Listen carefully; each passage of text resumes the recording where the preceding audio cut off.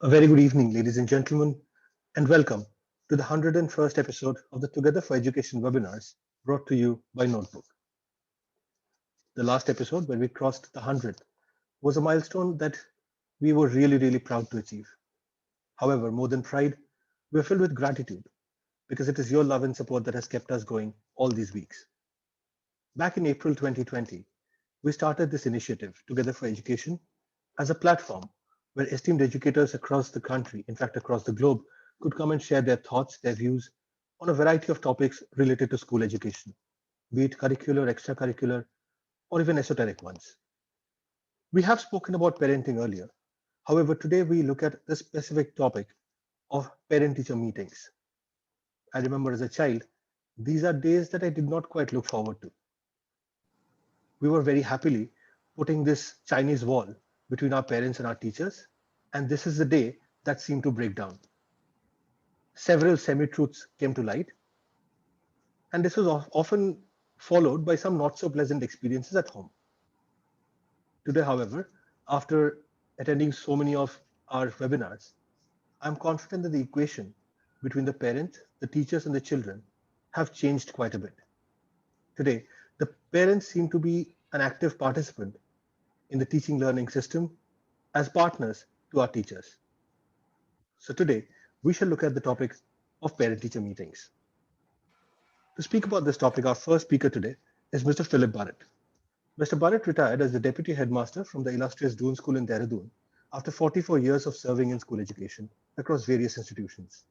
Mr. Barrett served the Doon School as Housemaster, Head of Department, Dean of Activities, Dean of Student Welfare, Deputy Headmaster, Second Master, and Acting Headmaster with great distinction.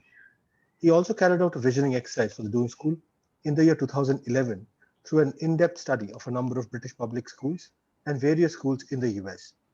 He qualified as a leadership trainer at Wellington College, UK in the year 2000.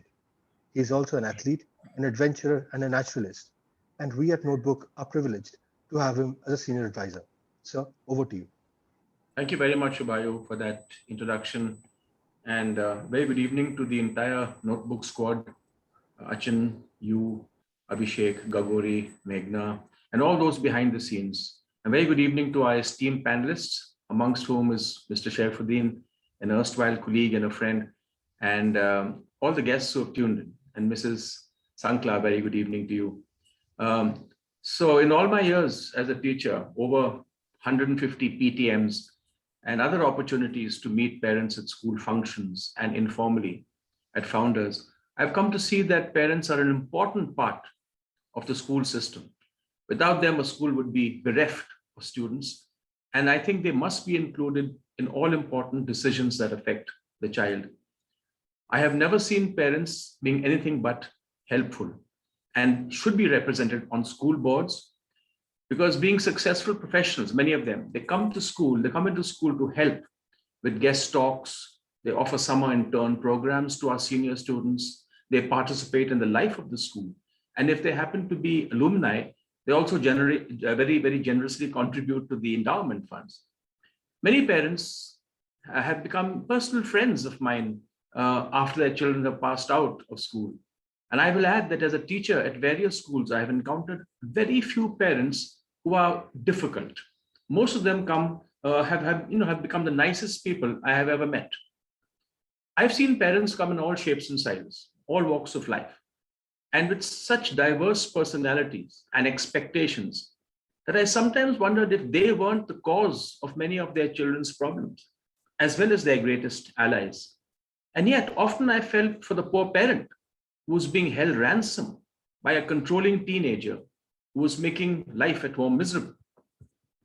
Often after a brief meeting with parents, I would get a good idea of the problem that the kid faces at home and some of the reasons why he is misbehaving in school.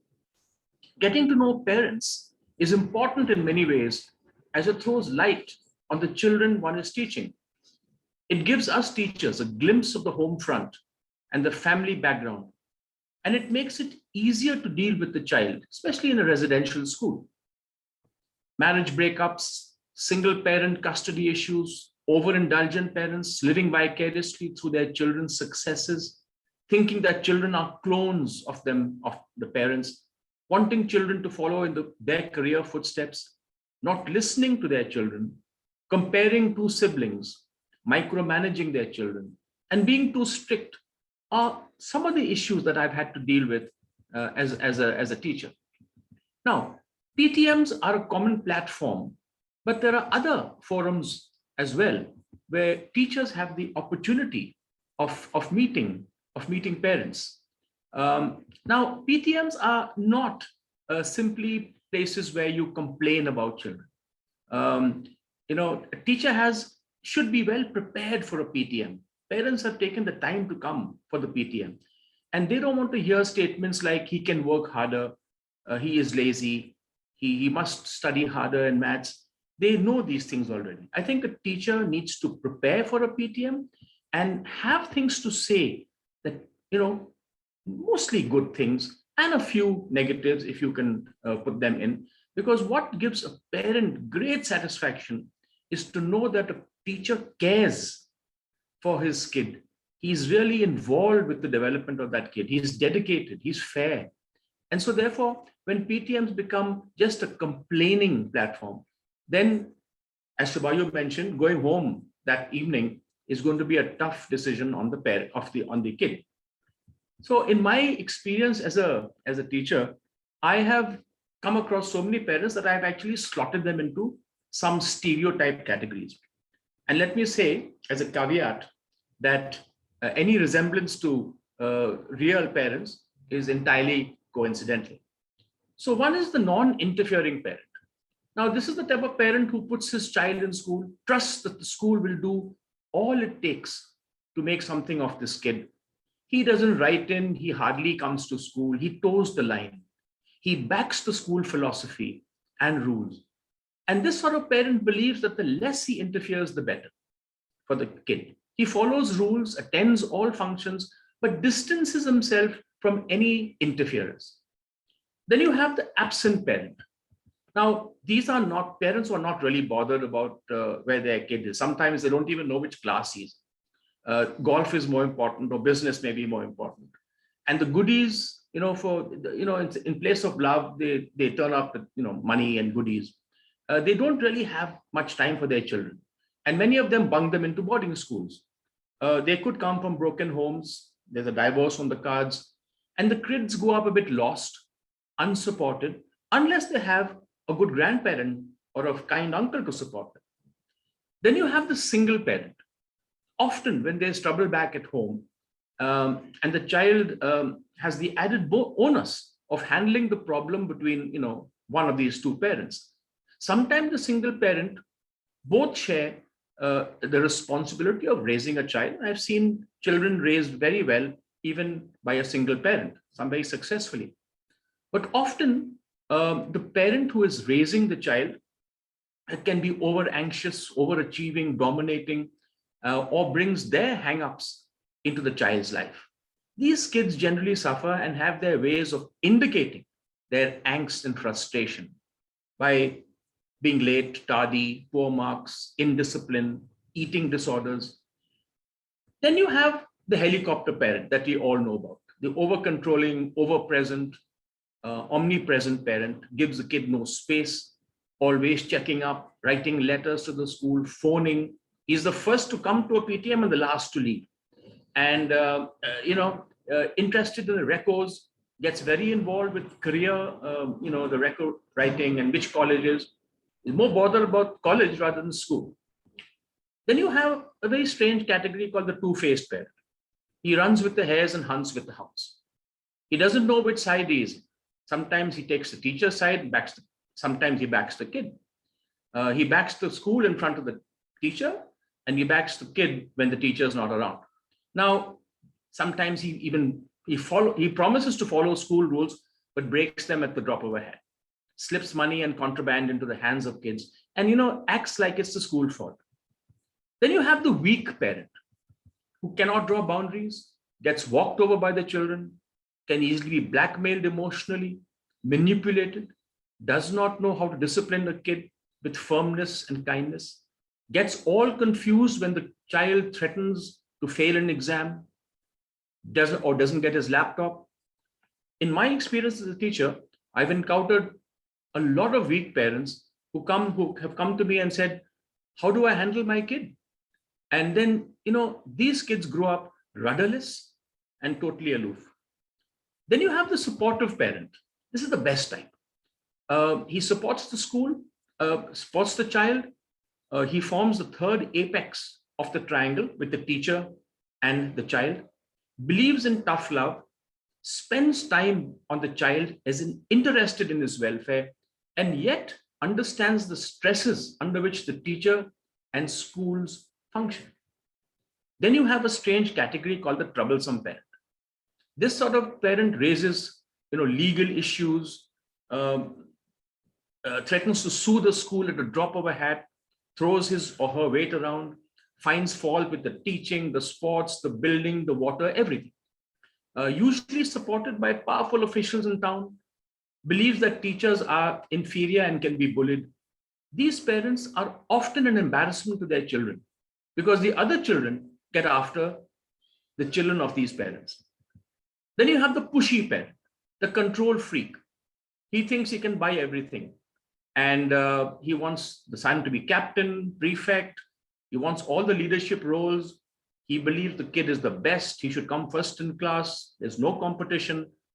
And if the kid doesn't get something, then he's willing to even take the child out of school and place him in another school where he can get his own way. He's willing to donate to the building fund, but he will extract his pound of flesh. The egoistical parent is the next. He has a tacit understanding with the child, and it goes something like this. You do anything you want, theft, drugs, smoke, cheat. I will defend you as long as you get good marks. And I will turn a blind eye, but you must make me proud so that I can brag about you and your marks in your college at the golf club and at the cocktail parties. And then you have the legacy parent. Now, this is very much in residential schools. Now, where, a father and a grandfather have been in the school, great-grandfather, and now the son is in school. These parents think they know much more about the school than the current headmaster, principal, and the staff put together. They complain about any change. And as schools change and modernize, these are the parents who don't want any change. They want the school to be as it was in 1846.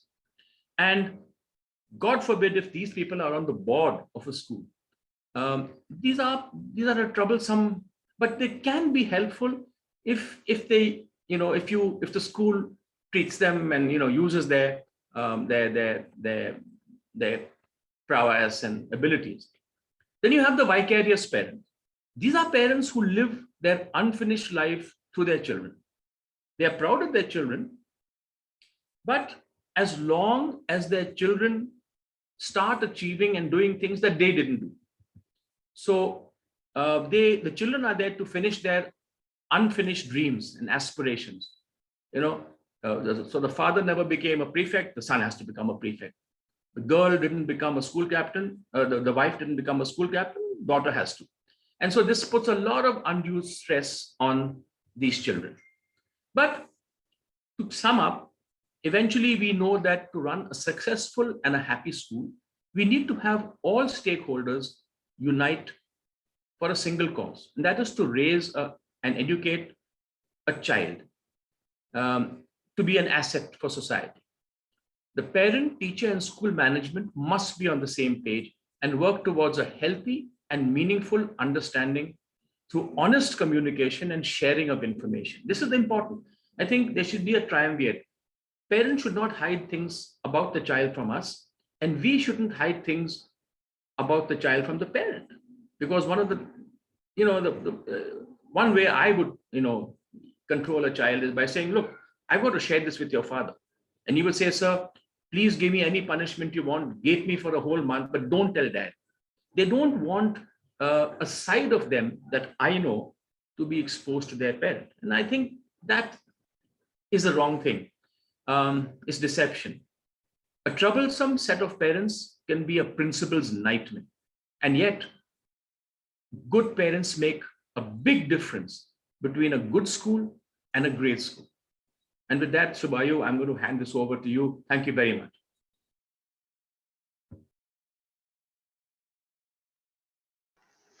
Thank you so much, sir. Uh, like every other week, we always stand to benefit from the wealth of experience that you bring to the table. Thank you. Thank you so very much for sharing all of that. Ladies and gentlemen, our next speaker is Achin Bhattacharya. Achin is the founder and CEO at Notebook. A chartered accountant by training, Achin was a director at Deloitte prior to starting Notebook. He has worked in India and abroad in various senior capacities in GE, PwC, KPMG, and Deloitte. He is a fellow of the ICAI and a member of CP Australia, and also the recipient of the prestigious Indian Achievers Award. Achin is an avid reader and a passionate traveler with keen interests in economics, history, literature, and philosophy.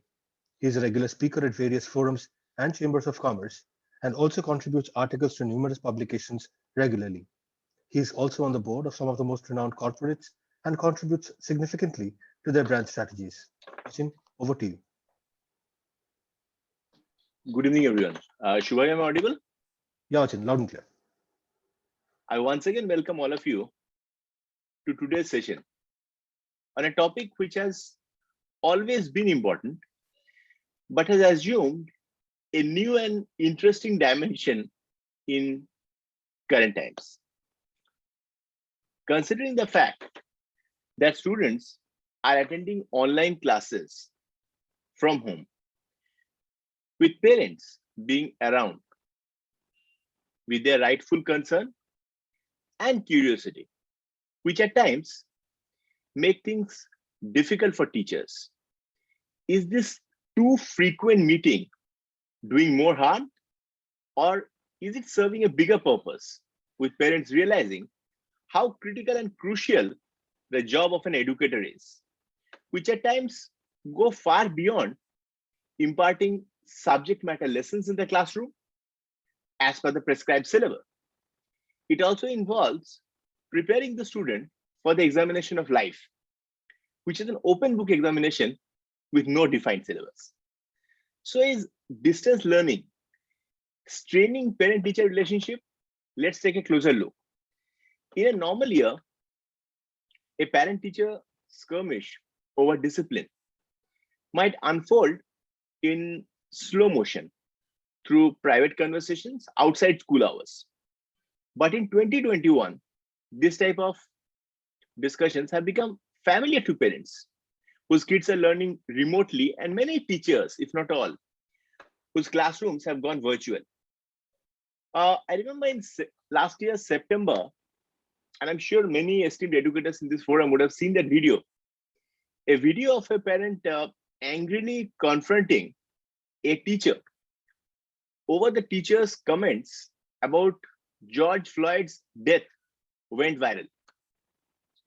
Elsewhere online, parents are being judgmental and expressing alarm about what they have overheard during online classes. Many times, naturally, they're around trying to help children or doing their own office work or household chores, etc.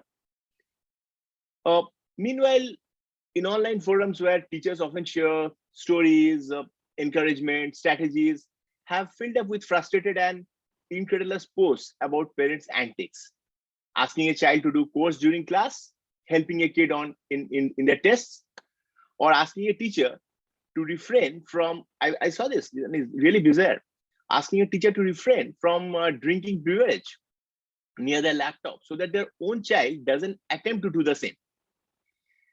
It's no secret that everyone involved in distance learning is stressed out.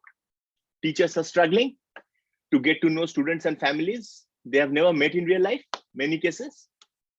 Students haven't seen their friends in months, school friends in months. As going through a research study by PW, according to a PW Research Center study released in October, 68% of parents whose kids are learning online, 68% reported being concerned about their children falling behind. And when I say 68%, how do you benchmark this? How do you understand if this percentage is high or low? So this is 12 percentage points more than parents whose kids are learning in person. So vis-a-vis last year data, etc. So 12%, it's significant, right? But one powerful determinant of a student's success, and we have always seen this, has always been the quality of relationship between teachers and parents or guardian. And as that relationship has gone virtual, many cases it has been strained. I'm not saying all cases, but many cases. Teachers have had to adjust to class instructions being fully visible to parents at all times. And parents have had to shoulder more responsibility for the development of the children's habits and behaviors, often while simultaneously fulfilling their work responsibilities. So as a result, parents and teachers have had to learn new ways to collaborate for the sake of their kid in their shared care. The quality of parent-teacher relationship is really a very significant driver of some of the outcomes that we hope to see in children as they progress through school. Naturally, because it creates a sense of security and stability for the child as well. Plus, considering the fact that children are so incredibly observant, so naturally adults need to be careful about what kind of examples they're setting, because very often children pick up on the types of communication and messages that parents and teachers send, both verbal and non-verbal, and about how they view each other. Especially, they see their parents very closely. If parents are discussing about a particular teacher in front of the child, naturally, the child will pick it up. So it's important that they both appreciate each other's role in supporting the child, for whom naturally they have their own roles to play, own responsibilities to adhere to. In virtual learning, the usual roles have been altered dramatically, I'll say. Teachers have naturally, see, if you take a very honest overview, teachers have fewer tools at their disposal to hold students accountable, considering the fact that they don't share a physical space. Earlier teachers used to have a say in whether a student is sleeping through a class or not. Now, if the kid is not in classroom, they have to rely on parents. It can be difficult for teachers to know what children are doing. If a student doesn't have his or her camera on, they don't know if they're taking notes, if they're laying across the bed asleep, half asleep. In other words, it is always an adult's job to enforce the rules. Now the students are learning in their homes. Naturally, this enforcement part, in enforcing rules, howsoever strong and objectionable the word may seem, but this enforcement role has fallen to parents, and not every parent is prepared or available to do it. So, because see, as parents, when we send our kids to school, we feel assured that teachers are professionals and they know how to get their job done. But now, a lot of these things, which typically parents do not need to be concerned about in the education process, now they have to deal with those things. Circumstances are such. But that also means that parents are now getting an unprecedented real-time look into their children's education. Sometimes this provides parents with a very, I'll say, humanizing glimpse into how hamstrung teachers really are. Other time, it offers them the chance to intervene when they don't like what they're seeing. Now, I was reading about the experience of a teacher in her blog who has been teaching in person and online simultaneously all year throughout the entire last year, 2020. She downloaded a phonics lesson she hadn't taught before. I'm discussing about a teacher from US. I was just seeing this in her blog, and she downloaded a phonics lesson. She hadn't taught this lesson before, and assigned it to her remote students. Now, this assignment involves matching simple words to illustrations. So there are some illustrations and matching it. So there's this cartoon of a overweight person, and that had to be paired with the word fat. Now, I'm not going into this, whether this is right, wrong. I'm not going into that at all. All I'm saying is that this was the exercise. One of the parents got really upset about that. Soon the parent was trying to get the teacher's attention on Zoom in a live class with other parents sitting, with other children sitting. And the parents started talking to other parents via the chat. Comments like, oh, that's so mean. And by the time teacher really paid attention, other parents had begun to agree. So the first parent basically called the teacher out in front of everyone. It was so embarrassing. Now, again, I'm not discussing about the fact whether this way of teaching was right or wrong, but the way this was communicated in front of other children, in front of other parents, calling out, definitely very embarrassing, very unfortunate. And this is not a one-off incident. So there have been cases wherein teachers have been confronted by angry parents when their interactive whiteboards have malfunctioned. Even cases like a teacher getting a call. I was just going through an article on this particular regard. Teacher getting a call from a parent who simply wanted her to know from whatever she has seen in the class. The child was studying and the teacher was sitting beside. So the father gave a call and his objective was to communicate the fact that he wasn't impressed. So now, if you look at things from teachers' perspective, many of the educators feels more monitored. Now, being monitored real time, being monitored day in and day out, and being monitored by parents who may not actually appreciate or understand, the whole rationale or the whole entire holistic perspective behind the way a particular thing is being taught, or new ways of teaching.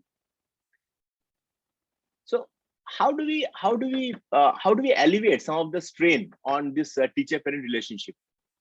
So I guess as far as parents are concerned, if they overhear something which is objectionable, naturally they should speak to the teacher one-on-one, away from students and outside of class time.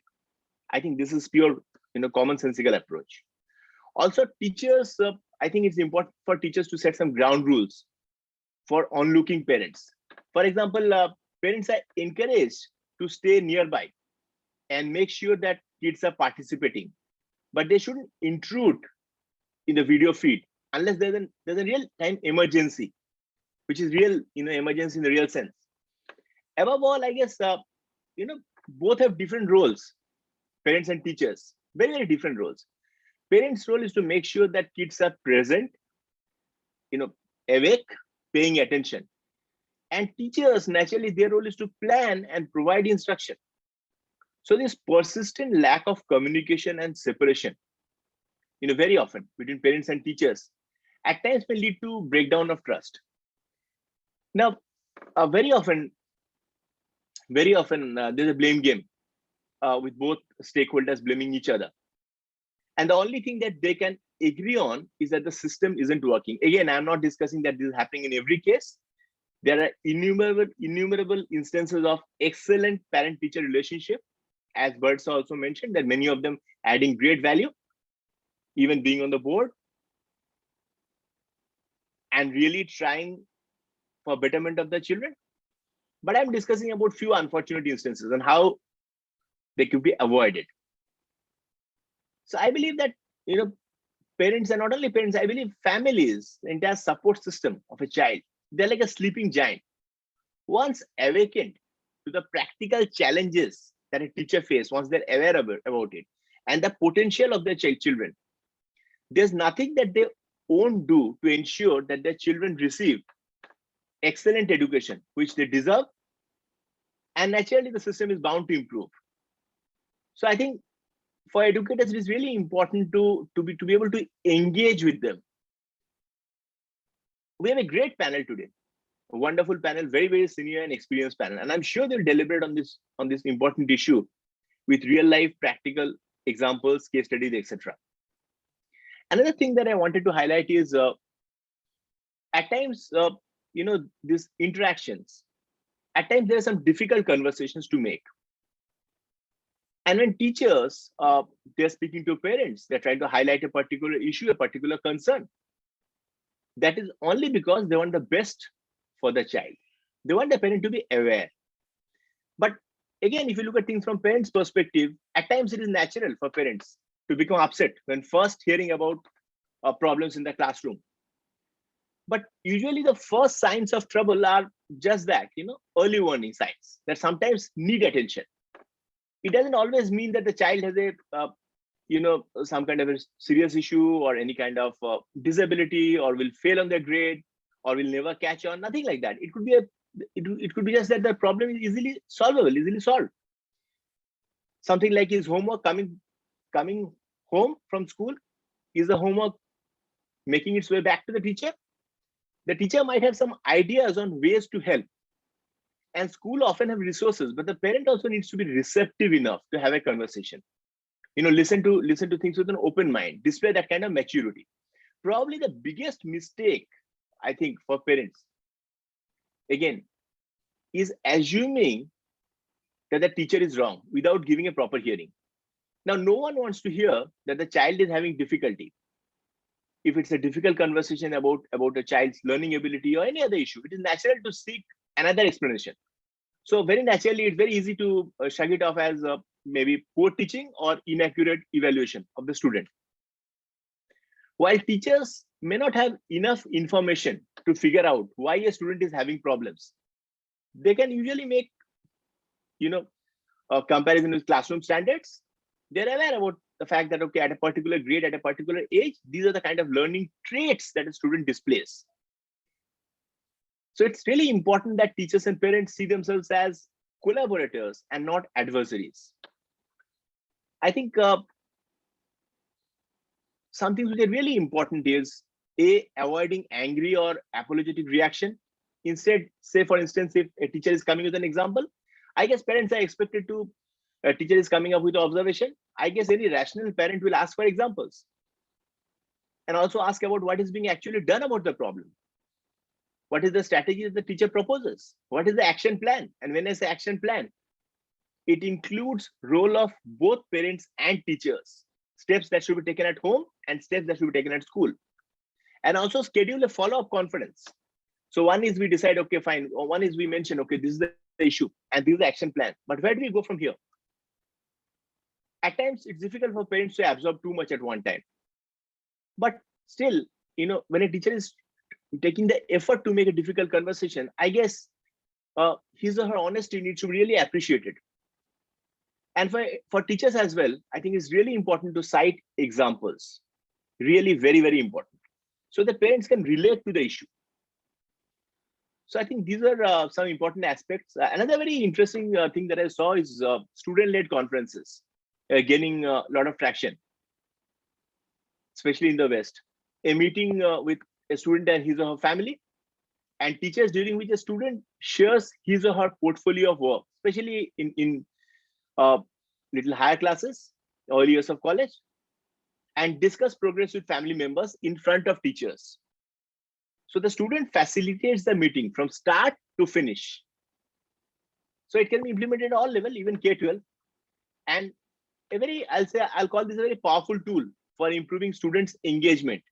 Because if students are actively engaged, they need to reflect on their own work. It's a kind of self-reflection with the family members in front of teachers. So naturally, it may help. So I think these were some important observations that I wanted to make. I thank all of you for giving me a patient hearing. We have a great panel today, and I really look forward to the deliberation. Over to you, Shubhai. Thank you, Achin. Thank you for giving us so many different facets to this topic from around the globe. Well, ladies and gentlemen, as Achin said, we do have a stellar panel lined up for you. Before we start with the panel discussion, just a bit about Notebook. We at Notebook are an EdTech organization. We make short, crisp videos for every topic in the CBSE curriculum, right from classes 1 through to class 12. What these videos essentially do is that the teachers have access to these videos when they're taking a class. So let's say you have a class tomorrow, you could send a link to that video to the student a day before. The student would have a visual understanding of what you're about to teach before starting the class. Even after the class, maybe months later, when the student has to sit for an exam, they have access to the same videos on their personal devices, laptops, smartphones, or whatever they have. And this means the students can not only revise using these videos, but also get reminded of what you taught in class on that day when this video was played. I'm going to play a very short snippet of one of our videos before we start the discussion. Have you heard the name Tansen before? Did you know he is considered one of the greatest musicians produced by our country? He was also considered one of the 9 jewels of King Akbar's court. In Behat near Gwalior lived Mukandan Mishra and his wife.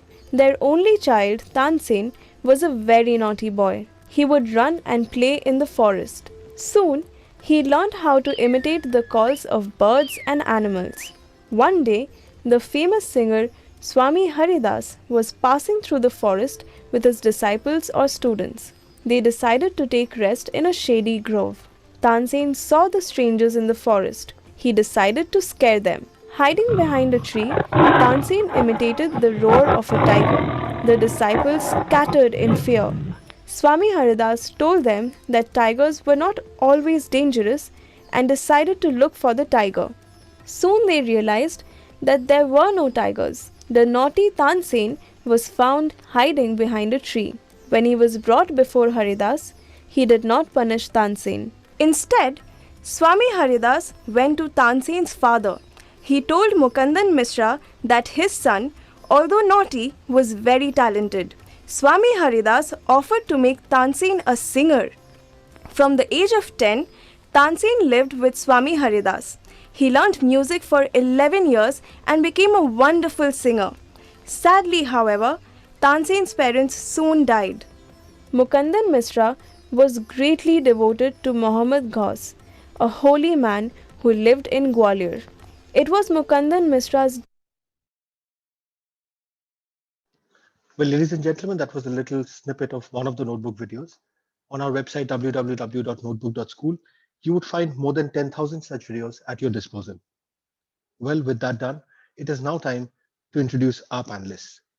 We are privileged to have with us three very experienced educators on the panel today, and it is now my job to introduce each one of them to you. We have with us Mr. Rashid Sarfuddin, who is the headmaster, I beg your pardon, at Selaki International School, Dehradun.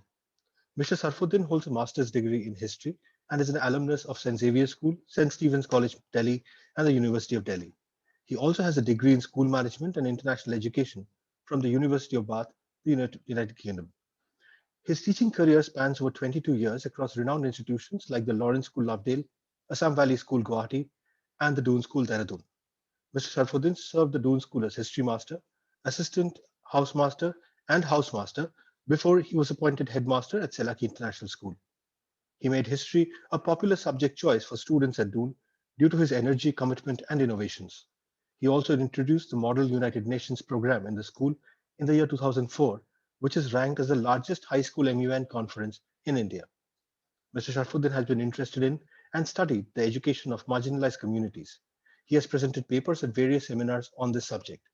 His paper, titled Marginalized Communities and Educational Exclusion in North India, is part of the Bath University's Reading List for Education and Globalization program. He has also researched the history of early 20th century Delhi. His paper on the renaming of New Delhi roads was awarded the most original research paper at a history seminar in Delhi University. Mr. Sarfuddin has been an accomplished athlete, representing his alma mater in football and cricket, and remains an avid biker, traveler, and a reader. Sir, thank you so much for joining us today. Privileged to have you on the panel. Thank you. Delighted to be here. Thank you so much, sir. We also have with us Captain Dr. Dinesha Bhardwaj Singh, who has been an Indian Army officer turned educationist after serving for 10 years in the Indian Army, the elite defense force of India. She is a PhD management, law and physics graduate. On one side, while she has worked in depth for education from Northeast to almost every part of the country and abroad, she experienced adventure activities starting from paragliding to rafting, rock climbing, horse riding, camel expeditions, and trekking. She has presented papers in national and international seminars and has been a panelist, keynote speaker, and moderator on various online and offline forums, along with being a leadership and motivational speaker. She also enjoyed being casual announcer at All India Radio Shillong. Social work is a passion, and she is still extending support to various groups in Indore, Shillong, Delhi, and in Malaysia. She has co-created manuals on safety and security and pedagogical leadership with GSF and CBSE and NIEP India. She is a master trainer with CBSE and NIEPA. She has received 6 recognitions and medals and awards from armed forces and 9 awards for her contributions in sectors of education leadership and social work from various renowned forums and organizations of India. Currently, she heads the Global Indian International School at Kuala Lumpur, Malaysia. Ma'am, thank you so much for being here today. It's our pleasure to have you on the panel. We also have with us Mr. Sapna Sankla, who holds an MA, an MPhil, an MEd, and a PGDCA, and is an innovative and progressive educator with a track record of success in developing productive school operations through strategic planning, curriculum and program development, effective faculty interaction, and communication. She's a skilled and dynamic individual with 26 years of experience in motivating learning environment and developing staff and students. A passionate teacher trainer pan-India, she has trained 8,000 plus teachers with an ardent desire to transact excellence in teaching and guide teachers through comprehensive capacity building programs in various topics. She conducts trainings for principals and teachers for topics ranging from pedagogical leadership to NEP. She has been a panelist for various webinars organized by reputed education institutions and agencies and was invited as a speaker in many conferences and conclaves. She is an active CBSE resource person who has conducted almost 200 plus online trainings for teachers in the year 2020-21. She is presently employed as a principal of the reputed RMK Residential Senior Secondary School, Chennai, and certified teacher trainer as a resource person for CBSE Center of Excellence, Chennai, master trainer for Khelo India Fitness Assessment Program, and a resource person for Oxford University Press and a freelancer. Ma'am, we are privileged to have you on the panel today. Thank you so much. Thank I you. shall stop my share now, switch on my camera so that you can now put a face to the voice. Well, it's my privilege to have all of you on this panel. My first question to you, in your opinion, how important is the parent-teacher meeting? I will start with Mr. Sarfuddin first. Good evenings. Good evening, sir. To put it straightforward, parents are the first teachers. We all know that. But somewhere down the line, we seem to have taken a positional stand. So you have school on one side and you have parents on the other. And it has obviously happened over number of years, over number of issues. But if you look at it in last maybe few years, it will largely do with the school fee. I think the school fee or the fee continues to be one of the major irritants in terms of relationship, in terms of building good relationship between a school and parents community. So having said that, I will always say that parents, student and school are the three pillars of education. And it's an old saying in a boarding school that it takes the entire village to raise a child. So I'll just extend it by saying that it will take parents, student themselves, and of course school to raise, that is a teacher to raise a child.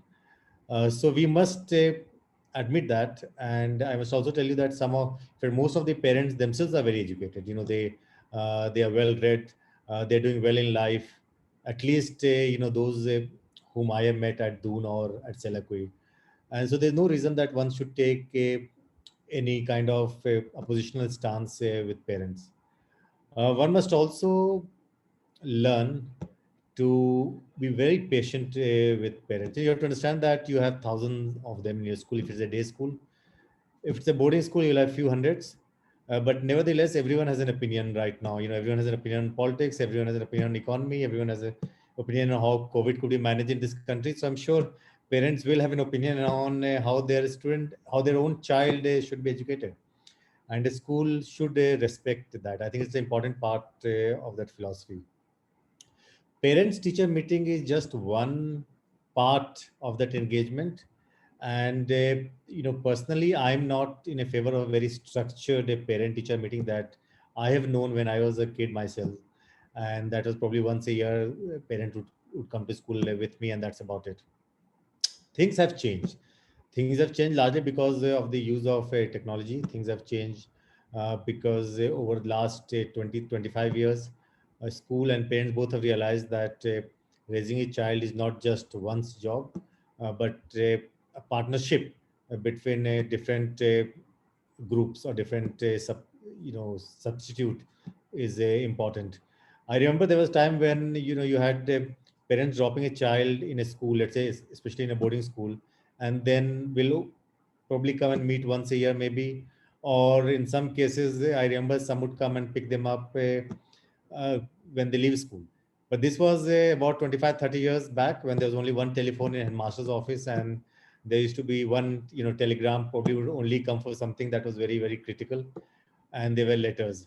And those parents in 70s and 60s, 70s, 80s, they left schooling pretty much, at least in boarding school, to teachers and to housemasters who were seen as foster parents and who were responsible for looking after the child. But things have changed, and it has changed for good.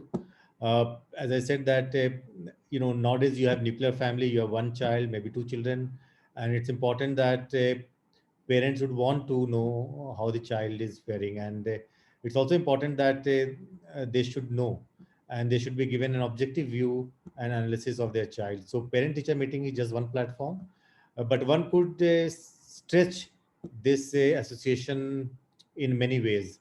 I mean, you could have many events which could be built for parents class wise. You could have fundraising activities. You could have inviting them over to school as guests to speak to the school. You could have, allowing them to be the ambassadors of the school and then be the voice of the school in front of a larger community.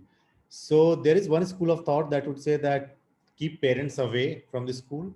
And I do not really agree to that, because parents should know. They are the one who are paying the fee, and they are the one who are giving. They are the most prized position that they have, son or daughter to school. So they have every right to know what's happening. And I'll just give you an example about what happened during COVID in last few months. We were the first boarding school to open in India on 1st November when the government allowed it. And by April, we had about 350 odd students from class 6 to 12. And then a tragedy struck, just like the rest of the country. We had about 58 cases, one after another. Now, in any circumstances, any parents would have, most of the parents would have thrown tantrums. There would have been up in arms about how school has handled it. But luckily, or in a sense that probably in a more mature way, they did allow me to make sure that all 58 students, they turn negative, and then they go back home. And not a single parent would come and say that, okay, I want to pick them up immediately. So you have that faith. And in a boarding school, maybe because of the less numbers, maybe because the way it is structured, you will find that the relationship between parents and teachers and housemasters and headmaster others are very sacrosanct. It's a very sacred bond, and bond based on trust, on faith, and relationship is nurtured both way. And where you have probably larger numbers, then you may have an issue. So PTM is just one way, but as I said, that's one of the crucial way, and it should not be just left to the academic report, but obviously one now needs to look at the entire structure of schooling. And 1 hour, 2 hours in a year, or 10 hours in a year is not good. Also, the last point I want to make is about what is happening now, especially in the online world. Now you're not teaching a child during online classes. There's a good chance that you're teaching the grandparents, you're teaching the dog, you're teaching the neighbor's kid, and you don't know who all you're teaching. So it's very important for teachers and colleagues to make sure that they are at their best. When you are in classroom, then it's a different thing. It's only you and your duties. But in a virtual world where everyone can see the quality of teaching and learning, then parents will have a view on this. And I think it's then on colleagues and teachers to make sure that the delivery is good and it's worthwhile. And of course, some will make noise if they do find that it's not happening the way it should be. Thank you, sir. Thank you so much for those views. I will now go across to Captain Singh. Ma'am, if I could ask you, is this the same structure in KL as well? Do you follow a similar structure when it comes to parent-teachers meeting? Or as sir was mentioning, are there parent days where parent come in and talk to the class kind of a thing? I would start with your question, and I would seek your permission to highlight some other things which I was hearing till now, and I'll submit my views on that. Starting from the structure Yeah, thank you so much. Starting with your structure, as Mr. Rashid was talking about, we have a mix and merge of everything. We do have traditional PTMs where mostly they are taken care of, starting from orientation to introduction of the new session, to introduction and to the closing of the session. And in between, there is a declaration, which is important, one-to-one discussion. And those discussions face to face have been transformed to online platform in the past year because of COVID situations. And simultaneously, I had been speaking on various forums regarding this parent teacher association and parents teacher interaction and PTMs. I would just share a best practice which I had started in India also, and I had started here. I'm sure many of us are doing in one or the other way. I use the term happening PTMs, and happening PTMs means yes, there are two ways. I'll just drift a bit, addressing another issue which Mr. Rashid was mentioning, is that as he said, he is not much in favor of structured PTMs, and yes, I strongly believe and support him when I say that PTMs should not only be restricted, but should not only be restricted. That part remains as far as my views are concerned. But yes, there is another thing which we can use a different term called connect, parents teacher connect, which is very important. The bond, which is a bond between parent and teacher, which takes the child not through road journey, but takes him to the flights of fancies, to reality, touching the skies of success. And this is not a theoretical aspect I'm telling my personal aspect also. When I was a child, I remember my dad was secretary of PTA that time, and he was a doctor, but he was always finding out time to associate with the schools wherever I was studying. And the impact of that was one thing, that despite his position in school, he was humble, he was supportive to the organization, yet he was there to point out if there is a requirement, if there was a requirement, or there was some support which was needed by other parents, or some views other way around. And simultaneously, he was supporting the system with his free medical checks to the school and everything. The benefit to me was, number one, everybody was knowing me. She's daughter of so and so, and then everybody was knowing me not because of that influence, but the support, because of the connect. He was not hovering upon them, but he was connected with them. He was extending his services. Probably that is the reason people were listening to him also, and that impacted me in two ways. One was that yes, people were having a good connect with me, and second thing was that I had a pressure to perform. He never intervened in wherever I was lacking, or wherever I was having a different opinion about a teacher, or I was telling, as a child, you go home and complain, so and so did that, and I just not to me. He always said, establish yourself. And I will pick up those words and come back to your answer now, the PTMs. So we started, one thing is the normal PTMs converted into happening PTMs, because I remember, despite all that, despite my dad being so strong in school, whenever there was PTM, something was beating in me. What happened? What is going to happen? And whenever he used to come back, I used to ask him anything, because I was waiting for some complaint coming up or something. That fear in students should go away, and that is what I converted as educationists. Because coming back from army background to education segment, there are two different segments. Army is a different structured organization all by itself. Things do take care of themselves. It is a unidirectional flow, yes sir and no sir, and the structure is there. I'm supposed to make policies and you are supposed to follow, so it has to go like that. And appraisal is only life. Beyond, if you don't get a good appraisal, means you're not alive. That is what we do in army, and that is what as leaders we give to people in army. Coming back to civil forum, where everything is connected with happiness, appraisal and outcome. Coming back to happening PTMs, how I converted that, I'm sure we are doing in one or the other way. One thing was, when parent gets information about PTM, all of a sudden, as a child, when my heart was beating as to what now, after 3 months or 4 months, what now? That has to be broken. And I come back to what Mr. Rashid was saying, that that has to be connected regularly. So we started something called weekly reports. We started about interactions. We started about, parent can connect with teachers. We had offline groups where parents and teachers are interacting with each other. So that beat in the heart of child should not weaken the child. That beat in the heart of child, oh my God, PTM, everybody is not scoring excellent in a classroom. Every classroom has 3 or 4 different segments where one child is performing brilliantly and other is not. And gone are the days only that somebody who's performing brilliantly has to be taken care of accordingly, and rest are, they are not good students, so they're weak. So that connect we started, the intermittent connectivity, which I found was very important. Another thing is that ambience of PTM, which I thought it should not be, oh my God, so many car parks, so many parents coming in, waiting in queue. There are some good schools in India are following that. I, as parent, also sat down in desk and waited for my elder daughter to attend to PTM, and where I'm listening to what teacher is talking about other child and how they are handling. And I preserved myself as just a parent, whatever I observed, I kept it to myself. Just focusing on improving upon my child. So how that happening PTM concept was created. One thing is that school should look a celebration that day.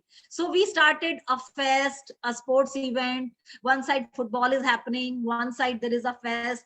Children have entrepreneurship club. They are selling their items which are created. One side the project presentation by children is happening in an auditorium. Some performance is kept for parents, and accordingly we schedule the time. And somewhere, we had collaborated every time we were doing it. Of course, this 1 year we couldn't do, but we did certain things online. So every time we were doing somewhere, we are calling an astronomical agency to display certain item. Somewhere a magic show is happening. So parent is coming, sparing a day. It is difficult as a professional. For me also, it is difficult to leave my office today and go back to something, attending to my child or anything for that matter. So when parent is sparing a day or a few hours, it is up to him to indulge in that, or just come to the teacher and interact about the well-being information about his child and go back. So that ambience, regular connect and interaction brings everybody at a comfort zone. Comfort zone is very important. I should not fear that my child is scoring 90, so why not my child will score 95? Or I should not fear of the concern where my child is 60% scorer, and the teacher will not call me and complain that the child is playing. That doesn't add any value to his scores tomorrow when the card is there and the score is less. So that is how, as far as your PTM questions is concerned, we tried to improvise upon this fear factor, converting into happiness factor to looking forward factor, that somebody when hears about PTM, it is a news about a celebration coming from the school. This time, what next we are going to see? What is the fest? What are we going to do? There is a carnival happening on one side, child, parent and all, they can eat there only. So many things, small things, and the school decorated with different flags and all. That is what I tried to do value addition as an educationist. Just allow me 5 minutes more if you can. I would like to touch upon various aspects which have been just touched about, kind of parents by Mr. Philip, and then Mr. Achin also talked about parents intervention and somewhere we supported. Few things. I'll just narrate a small story and I will connect with all those aspects. All kind of parents Mr. Philip had defined very brilliantly, and we all are facing them in one or the other way. I am using deliberately the word facing them. But as Mr. Rashid said, that, they are the stakeholders. And as I quoted my example as a child, that when parent and teacher or the school bond is strong, it gives a very, very positive impact upon student. The story goes like that.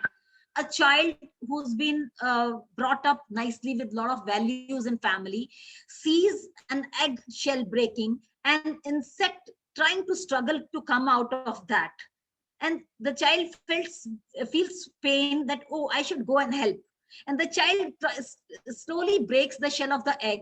and it helps the insect to come out, because he was feeling pained of the because of the struggle that insect was going through to come out of that struggle. The insect comes off out of the shell, flutters the wing, tries to take off, flutters, falls on ground, flutters and dies. The child feels, the innocent heart of the child feels pained. The child goes to mom and says, "Mom, you told me this, help everyone." I tried to help this insect. It came out, fluttered wings and died. Am I cause of that? I tried to help because there was a pain the insect was going through. Mother said, "My dear child, I gave you good education. But the thing is that this particular case, this struggle for this insect is the muscle building and strengthening for this insect to take flight of fancy in the life, in real life, in the world. What you did was you helped the insect to come out of the shell. You made it easy, but ultimately your making it easy did not help it strengthening its muscles. And the ultimate thing was that it fluttered the wings. It could not stand alive as far as the world is concerned for it for future, where it has to take the flight of fancy on its own, where its mother was not there, where you will not be there, and ultimately you weakened that." My dear friends and renowned educationists here, what we are doing these days, as one of you have brought up, that the families have converted to nuclear families. Parents are, doing everything for good of their children. Ultimately, as parents, somewhere I would dare to say that, are we competent enough to decide what is good for my child today? What is the teacher doing in classroom, whether it is online classroom vulnerability where teacher is doing, would you appreciate that somebody comes to your office in whatever arena you are working and telling you to do a particular thing in a this way or that way, or not to do in a particular way because the person opines in a different way? But you are the expert, so are the teachers. Probably everybody is thinking that their opinion matters, or whatever is benefiting to their child currently. There are parents who walk up to us as educationists, as principal, they walk up to me. And one parent came when I called the child for some or the other reason, where I wanted parent to meet me because the performance was low and the child was in board class. And this parent came up and he was reluctant. He said, "No, ma'am, I don't want my child to come to your office. He will have a stigma. The children will tease him, or he will feel burdened that he's been called to principal's office. And he will feel he is aspiring to be a model, and he will feel low confident." I said, "Can you understand?" And yes, I respected his thought and appreciated, because you have to give a sandwich. If I tell you to eat cabbage, you will not be able to. You need to have a good slice and nice butter and mayonnaise and nice taste maker over it, and then give the vegetables to eat. So I gave him nicely in a good sandwich the vegetables to eat, for good for his health. And I told him, "You are here, trust me." And he said, "Okay, ma'am, because it is your office, so it is your authority." I said, "Please don't do that. In case you are feeling like that, please don't call. But then you will be missing on to something." I called his child, I interacted with his child, and believe you me, he had tears in his eyes. He folded his hands. He was Anglo-Malaysian, but of Indian origin. His wife was from UK. And that is how probably they had a lot of mixed culture and a lot of prejudices about certain things. And ultimately, he said that, "I misunderstood, and I really appreciate the way my child has been handled. I'm sure he's going to do well. And I promise you, I'll take him forward." I told my son to wait outside in car. I thought, I'm going, principal will give me 2-3 points and I will go away. So let me call my son to go away so that I can spend more time with you and I can hear more about my child. Now, why I'm telling you all this, connecting to what Mr. Philip said, connecting to what Mr. Rashid said, Mr. Achin said, just onto 2 aspects. One thing is, as one of you said, that please don't opine about teacher of your child in front of him, because ultimately the teacher is expert and she is going to give him knowledge, him or her. And if you feel something about the teacher, the child will prejudice about that, and child will never respect that teacher to learn from her or him. Second thing is, allow your child to grow and struggle. There are cases, one of the sessions I was taking at a global level, and one of the parent asked this question, that we are talking so much about certain aspects, but then the suicide rate is increasing. What is the reason? This is the reason. Initially, we are so protective. We are not letting that insect to flutter the wing, the struggle, we are not allowing that child. And ultimately, we are following up at school level, that follow-up decreases at university level. It becomes negligible at professional level. And all of a sudden, the child finds, after the shell is broken, to flutter the wings and not having that muscles in mental stamina level. And the struggle fails. And that is the reason we are not able to cope up. My request through this forum to everyone is, you have the authority as a parent. I also have the right and authority to come to teachers of my child, to reach out to them and tell the requirement is there to make a difference. Here it is like this. All of you have. And as educationists also, I'll go back to teachers and tell, be empathetic to child. Just keep one funda in mind, that you are dealing with children, think that they are your children. Sometimes we forget as educationists, and we deal in a unidirectional flow where we miss the aspect of empathy, and we miss the aspect of, connect. Establish the connect with child as educationists, leave the teachers and child as parents, and still understand the aspect which you need to interact. And there the PTMs are there, whether informal or formal PTMs. It is a forum where we can express ourselves, keeping one factor in between, and that factor is the respect for everyone, respect for the system. Understand wherever you are in, whatever scenario or platform you are working in. Would you like interference like this? If you like, do that. If you like your child to be treated, do that as educationist in that way. If not, be empathetic and take good care of every situation, but allow your child to develop in a way you want him or her to be there in the social arena tomorrow, in world, to stand tall, to actually understand the meaning of education. And it goes to everyone. It goes to parents, it goes to teachers, it goes to principals, it goes to all of us. We all need to understand our roles, define our boundaries, and yet go strong with each other, holding hands. That is how I define PTMs. Thank you. Thank you so much, ma'am. Thank you for sharing those views. Sapna ma'am, if I may come to you next. I know a lot has been said about PTMs. I would just ask you for your personal opinion, how you see the importance of PTMs right now. Yeah. So a very pleasant evening to all the panelists and also all the participants who all have joined us. Yeah, as you said, we just listened to both the panelists, and they had expressed their views about the PTMs.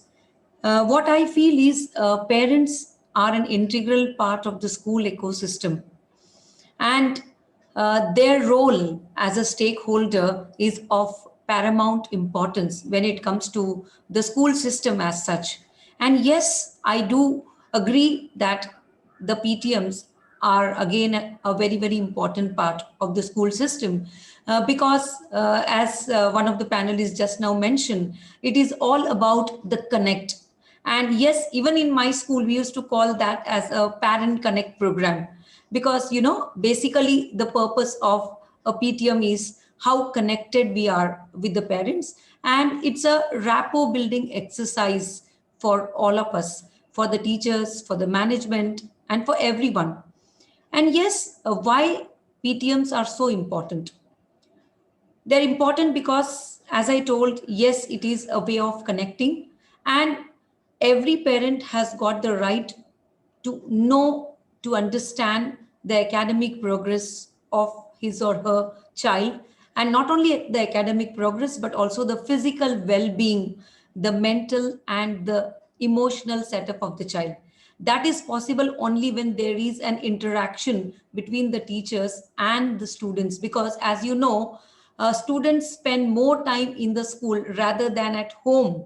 So I think the teachers know more about the students than the parents. And it is very important that there is such a platform wherein the parents have certain opportunities to really interact with the teachers and understand about the students, about their child. So it's very, very crucial that we have regular PTMs. But then, as one of the panelists mentioned just now, the structure of the PTM is very, very important. And we should also understand the objectives of conducting a PTM, because without objectives, whatever thing we organize, it's of no use. So we need to first of all lay down certain objectives, and those objectives must be very clearly communicated first with the teachers. Yes, because it is the teacher who is acting as a bridge between the school and the parents. So the teachers must be very clearly communicated as to what type of questions they should put forth before the parents, and in what way they should speak. Because I think Mr. Achin had already covered that point, like what type of feedback the teachers should give to the parents. Even if you want to talk about something, a problem, it can be put in a positive way. You should not put anything in a negative way about a student. Yeah, definitely, because every parent feels that my child is the best. Yeah, that is very, very obvious, and it is very true. But then there might be certain improvement areas, and those should be spoken by the teacher in a very, very positive way, and not try to point it out in a very, very such manner, a piercing manner, which would hurt the sentiments of the parents. So that is one thing which we should be very clear about. And there is one more thing, as Mr. Achin had already covered that point, but I do agree with that, very strongly agree. A teacher should also know how to give a specific feedback to the parents about the child, not generalized feedback. Generally they say he has to do better in mathematics, or he does not show improvement, or he has to show improvement. No, it has to be a very specific feedback. Only then the parents would understand what is the role the parent has to play, or what is that we are expecting from the parent. That is another thing. And then there's one more thing which I thought I should really point out, why these PTMs are very, very important. Sometimes what happens is, there is a problem, there's a challenge, and for the entire year the problem continues, and only at the end of the year, at the last PTM, the teacher says, see, this is how your child has been doing, and he never did it for the entire year. And then the parents ask, what were you doing for the entire years? And now only at the end you are pointing out that this is the problem with the child. So sudden shocking revelations should not happen to the parents. So it is better that there are regular PTMs, so that we try to look at whatever be the problems, follow it up and solve it immediately, so that at the last moment we don't arrive at certain embarrassing situations, or certain situations wherein there's nothing possible to be done. So that is another thing which should be taken care. And then when there is a PTM, yes, the parents also have a sense of belongingness towards the school. That really makes a very big difference. Sometimes these parents become brand ambassadors for our school, because they are very much particular about the reputation of the school where their children are studying. They want that to be the most reputed school. So if they're happy, and if the way we carry out the PTMs, and if we really consider, or we maintain absolute transparency as far as the teaching learning process is concerned, the parents would be very happy. And then they also wish to carry forward the thoughts that yes, the school is really doing well. So in that way, it becomes very important. And when there is PTM, there is also accountability from the parent side, because maybe a decade ago or 20 years back, once a parent has admitted a student in the school, that is all. The parent forgets, and only when the schooling is completed, okay, that is what is happening. But now, the present generation parents, what I've observed is, all these young parents, they're very enthusiastic. In fact, sometimes they are even over enthusiastic. You would have definitely come across such parents. So yes, it is a very good sign. It's a positive sign that they are very interested to know how their child is developing, progressing, learning. So one way it is really good. It is really good. And if we really observe all the rules and regulations, and we have quality in our teaching, and we do everything the way we are supposed to do, then I think there is nothing to worry. And in fact, the parents must also know the type of efforts that we are putting in for the progress of the student. So that way I feel parent teacher meeting is very, very crucial.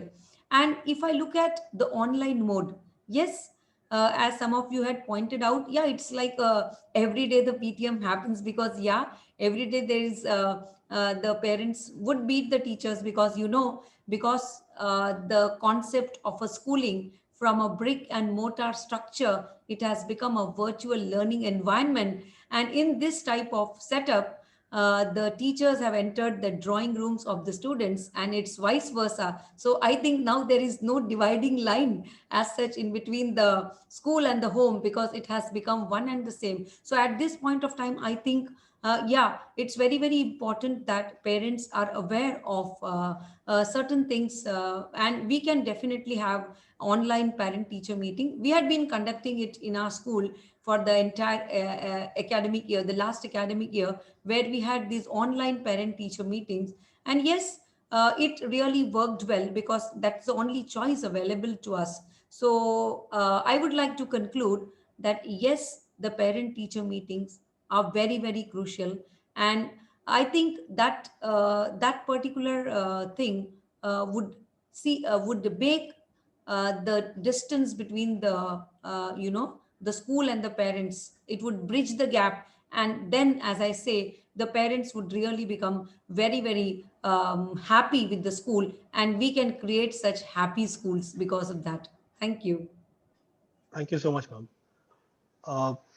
Mr. Sarfuddin, I'll come to you next. Mr. Dennis Matthew, thank you so much for raising that point. We would have been amiss if we had not addressed that point. Sir, I wanted to ask you about children with special needs. Now, the parent-teachers meeting of children with special needs happen typically in two phases, right? Because the teachers first latch on to the children having special needs, and that gets communicated first. And then in an ongoing fashion, because they need a separate kind of treatment, is what I'm told. Sir, your experiences with children with special needs and PTMs. So that's a very sensitive point, in a sense that most of the parents still would live in denial about the fact that their children would need some special need. And if they are diagnosed in school, which we generally do, if we see any pattern emerging, then we do have a very accomplished counselor who looks at it, and then she would flag it off, and then testing and other things that will follow. So first is the denial. So no, it can't happen to my child, or uh, we won't go for this test, so on and so forth. And most of them would say that let's just say get on with things as it is, and we'll see how it goes. But there are some parents who take it positively. They would say, okay, please go ahead with the testing, and let's see what kind of support one can provide in school. I'm very sure that in my school, we are not in such a great position to provide support to some of the challenging special need cases. And I'm not going to brag about it that we can do it, because if for a student who needs special assistance, you need professionals who can help and support, professionals who will understand things, and professionals who will deliver. Because at the end of the day, those children, they also need the support probably more than the regular student. And if a school is not able to provide that, then we are ruining someone's life, someone's future, and also self-esteem, so on and so forth. So you're right. I mean, there is a more prolonged discussion with parents if there is someone who needs a special attention.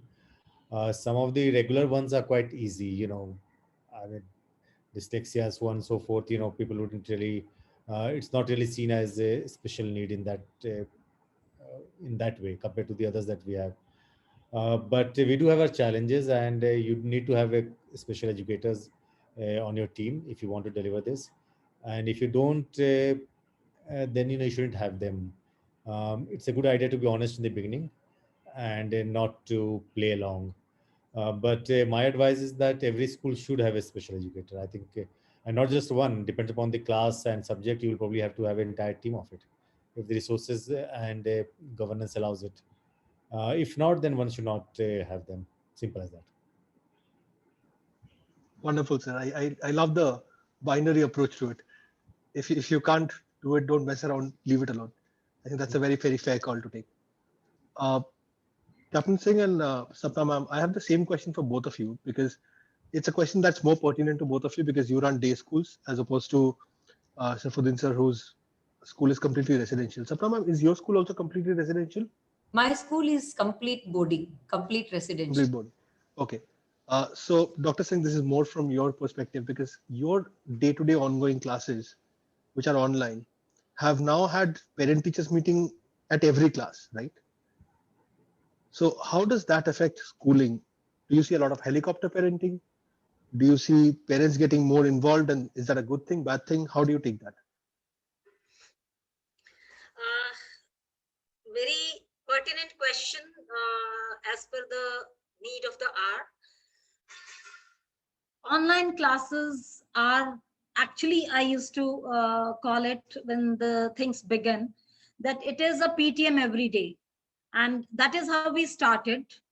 We started with framing do's and don'ts, because I presumed to some extent that this is going to happen, because even in PTMs, there are parents, as it was brought up in the beginning by Mr. Philip, that all kind of parents. So in PTM also, we had been facing, for last 9 years when I'm into this education sector, army is different, but in education sector, as independence and everybody is rightful for everything, we had been facing. So I presumed, and we created some do's and don'ts, and one was that, in case you find, as Mr. Achin I think brought in, that please be as support available to your child, and but yet be little far.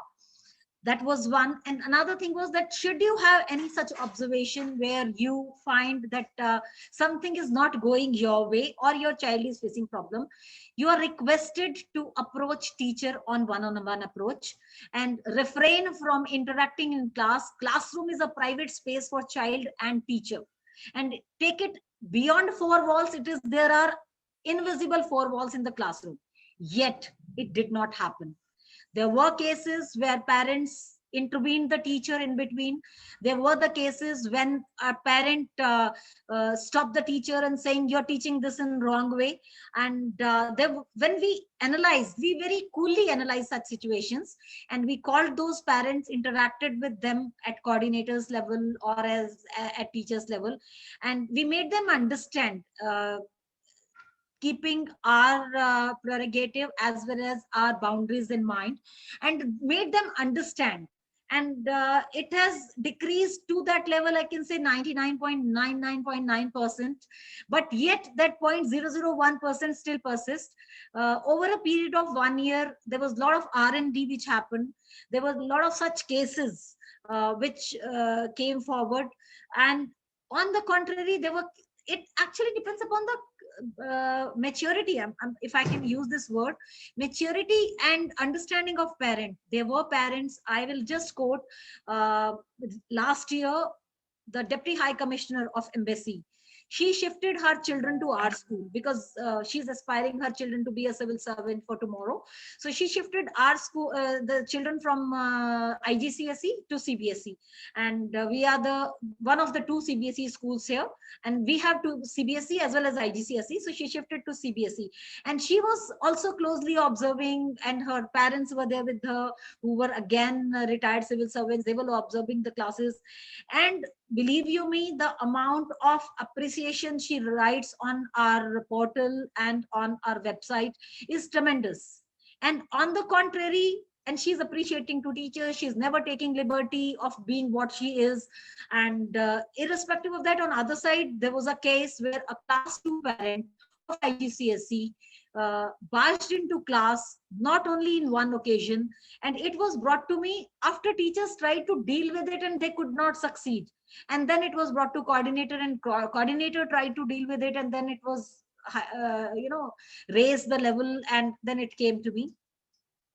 And when we dealt, and the reason was, when we analyzed the situation, reason was, I mean, we can really feel sympathetic to that. One was that parent was supposed to work from home, and he was converted from full-time employee to part-time employee. He was working in an IT firm, and he was converted because of this retrenchment and layoffs and all, with the COVID impact all around. So there was something psychological analysis that he was working for a particular time on a project designed and assigned to him, and rest of the time he was sitting. Whereas the mother was another official in one of the big companies, and she was going to office and she was not there at home. That was for his first interaction. I'm especially deliberating upon this case in such a scenario where he was observing child's classroom. And he was barging into class, criticizing teacher in one or the other way. Why you are teaching like this? Why you are not giving practical example? Why you are showing video? Why you are not showing video? Why you are having class interactive? The class is so noisy. Why the interaction is not there? My child is not able to participate in class. I mean, the cases, the incidents contradicting to himself. And once it was brought to me, it was 7-8 times he had done. And the teacher was almost in tears, and she came to me, and to that extent that he complained, you should change this teacher. She is not actually worth teaching. And the child was in class 2. And when we analyzed, the child was very good, and the child was not able to speak. And she was speaking when the classroom was face-to-face classroom in class, but she was not able to speak in parents' presence. She was very restricted. She was kind of little fearful in classroom. And ultimately, when we made him understand in the language which probably was beneficial to him to understand, he understood. And he stopped doing that now. He's interacting with the coordinator. I would just converge all this conversation to one thing, that parents, there are so many things in backdrop, and in the minds which are running. And second thing, I would say, this interference, as far as this interference is connected or concerned, are competent enough to intervene? Number one. Number two, is this within the protocols for anybody for that matter, whatever portfolio you are holding, wherever you are, whatever you are doing, howsoever highly educated you are, is it supposed to be done by you? Is this the only way? Is this your analysis which tells? On the contrary, going back to teachers, if any such thing is observed in the first go, why it is not taken care of? And howsoever taken care of is not that I'm blaming that class teacher or anybody for that matter. It has to be dealt with. I'm trying to analyze the case on both sides of the parties, and the situation has to be analyzed, dealt with, and taken care of, keeping customer care in mind, keeping them as respective stakeholders, and keeping respect of the teacher in mind simultaneously, so that the larger purpose is taken care of. And if we do take care of that, it takes energy, it takes time, but it can be taken care of. And now, barring that 0.001% cases, within 1 year, we have come to that level where, yes, criticism comes to us, we are open, we have open help desk for parents. They write to us and we respond in 48 hours. And that is taken care of. So that, those grudges, when they pile on, that becomes frustrating. That should not be the case. Whether the parent is competent or not, but whatever parent is feeling dissatisfied of should be addressed on one side. But on other side, if you are dissatisfied, there is a way and means to approach. So balancing both the sides, we are taking care of a larger responsibility, and the responsibility lies with the educationist to take care of that, to educating parents, to some extent we are holding webinars also for parenting. We did that also. We realized the need and we did that, and that also paid a great benefit to us. Being a day school, it becomes a concern which is of paramount importance for all of us, to take this in a larger role and responsibility, to reach out to parents, to address the concerns, and simultaneously make them competent enough to understand their roles and responsibilities and duties to do or not to do, probably to address the concerns. Thank you. Thank you so much, ma'am. I'll take the same question. I'll get across to Sapna ma'am as well as Rashid sir. For you, this change is even more massive, right? from being parents completely absent for months to being the parents constantly present if you're taking online classes. How do your respective schools deal with this? Any of you can go first. Okay. Okay. Shall I take it first? Sure, ma'am. Okay. Okay. Yeah. So, yeah, definitely. Because, I mean, being a residential school, as you say, interaction with the parents, that is the face-to-face interaction is limited because there are certain days earmarked only on those days the parents can interact. And now, since it's an online setup totally, now it's almost every day the parents get to look at the teachers. That is happening.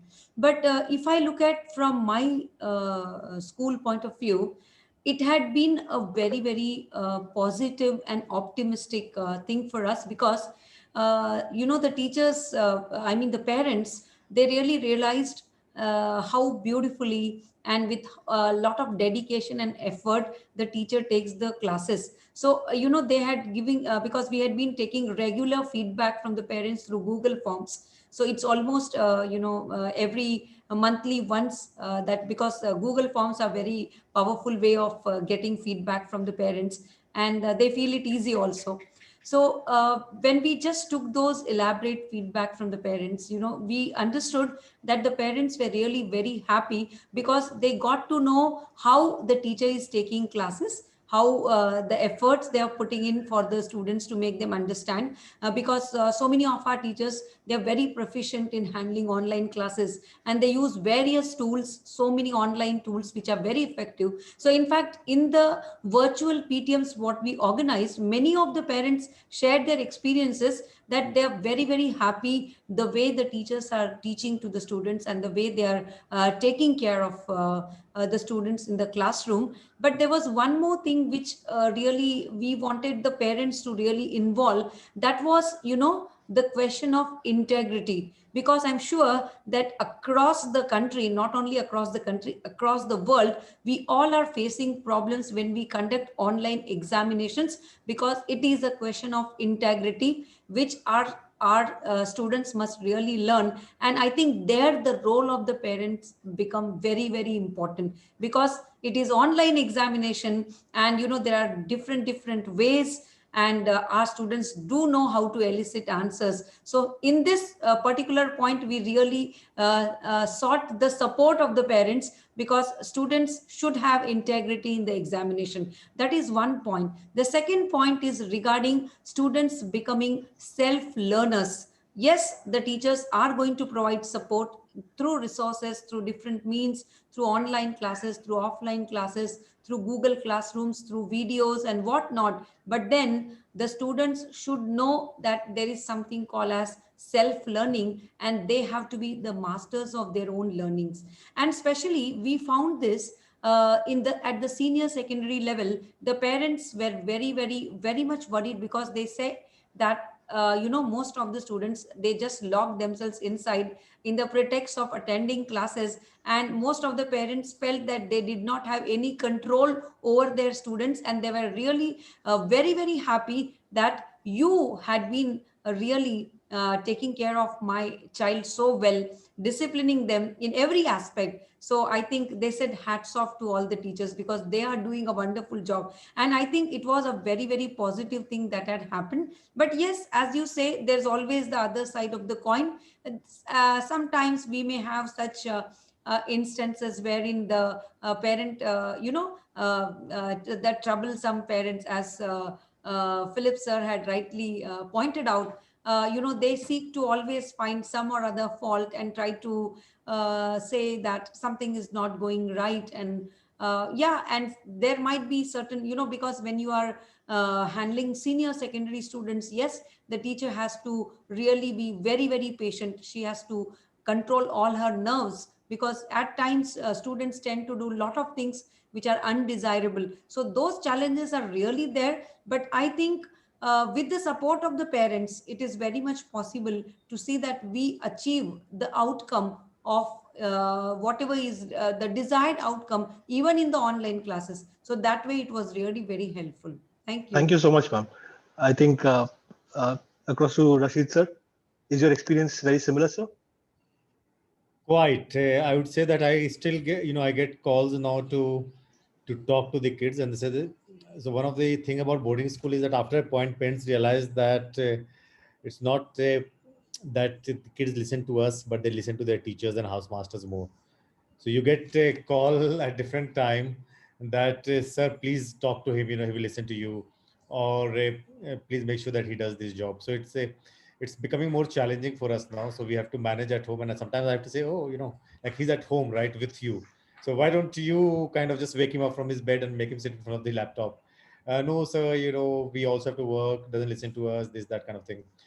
But it's a more challenging, and I quite enjoy it in a sense that as I said, that boarding schools have changed. It's no longer the closed community that used to be in the 70s, 80s, even 90s, and parents are pretty much involved. So we do keep meeting. It's a small school, about 350, 400. So uh, it's a very small community in terms of talking and knowing each other.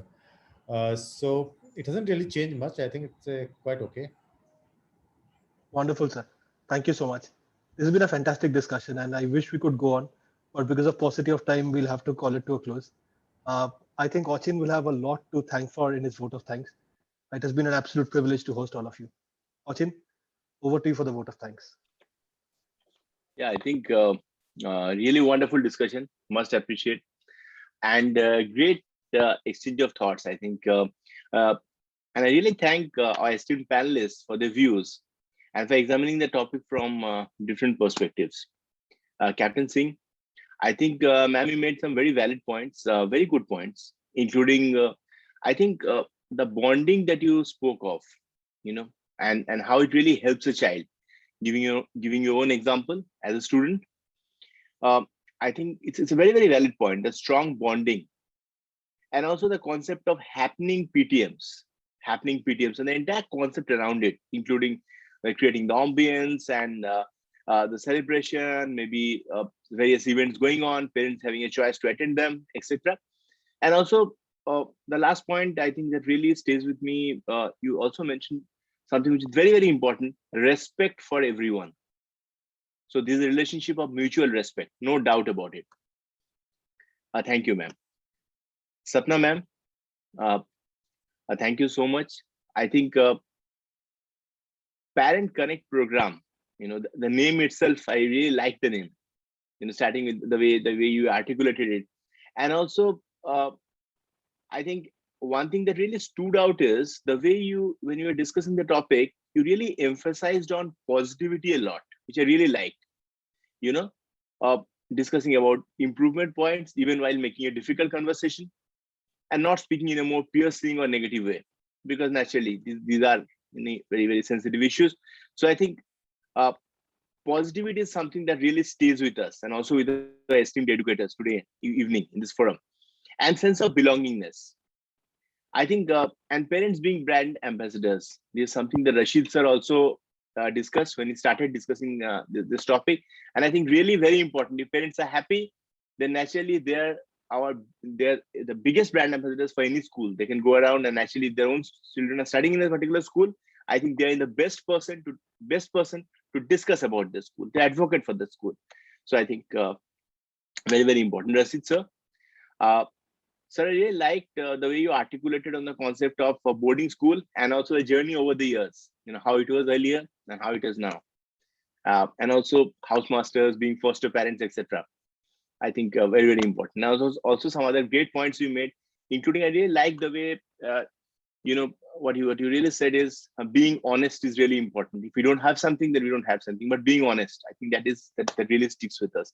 Bharat sir, thank you as always for giving us a great start and discussing some very important points, and also categorizing the different category of parents. I was reading the comments also in the chat box. I think a lot of our esteemed educators today evening agrees with you, sir, with regard to your different categories, etc. I also thank members of the esteemed audience for their time today evening. We really had a wonderful discussion, and I look forward to your support in the days to come. Thank you, take care, and goodbye. Thank you so much. Thank you, ma'am. And a pleasure. Thank you, Achin. Thank you, sir. Thank you.